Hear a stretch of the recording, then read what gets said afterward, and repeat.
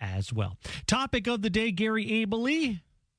Topic is title theft scam. Exactly. So I actually had a client send me an email, and he said, is this something I should be worried about? He has a subscription to Kiplinger, and there was an article that especially among vacation homes or out-of-state property that, what will crooks think of next but stealing the title? Oh, well, I've heard the commercials on the radio. Right, selling a service, right? Selling a service to protect your title. Your biggest asset is the equity in your home, and you can use it. So I don't lose my home. So tell us all about that. Well, if you think about it, if you have an out-of-state property and you're not checking the property appraiser's website often to see if a new deed is recorded, you could, in theory, assume somebody's identity, get a fake ID, go to a title company and say, hey, I want to transfer ownership of this house to my daughter, right? And may not be the daughter, though, right? It'd be another person, and all of a sudden, the person then might take a loan out on this home that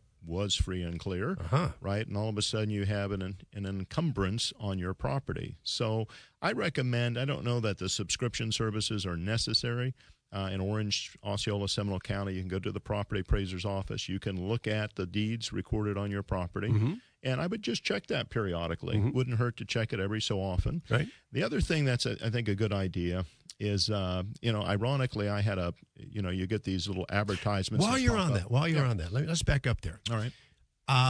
It's probably more difficult to do that if you had a mortgage on the property, right? Correct. It would be. Yes. So if you had a mortgage on the property, it's more because that mortgage has to be satisfied before you can transfer the deed. And probably if it were in the name of a trust, it's just one extra layer. One extra step. Probably one extra step. Got it. Yeah. I'm sorry to interrupt. No, that's all right. So, I had gotten a pop-up ad for a woman's clothing. Oh, really? On the computer. You want to talk about that? Well, yeah, right. So I thought, well, this is unusual. I've ordered, some dress shirts from the company Banana Republic, and I started getting these ads.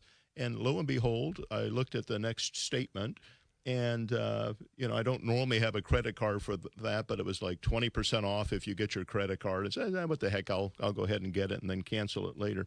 But anyway, I had a fraudulent charge, and it was for a woman's clothing. So I'm wondering if they saw, for example, that had been charged, and then I was fed up with these, new commercials or new advertisements.